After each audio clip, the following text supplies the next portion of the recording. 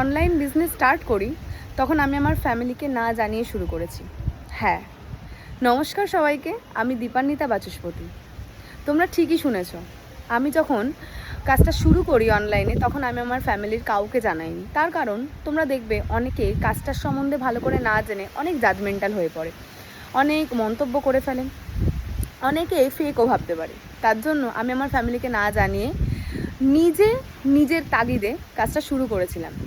আর এখন বলতেও ভালো লাগে, এই কাজটা আমি করি সেটা আমার ফ্যামিলির সবাই জানে। আমি নিজের উৎসাহে এই কাজটা শুরু করেছিলাম, সবাই জানে। এখন তারা আমাকে যথেষ্ট পরিমাণে সাপোর্ট করে। তার কারণ আমি প্রপার স্কিলটাকে কাজে লাগিয়ে আমি আমার জীবনের যত স্বপ্ন আছে, ছোট্ট ছোট্ট স্বপ্ন আমি আস্তে আস্তে পূরণ করতে পারছি।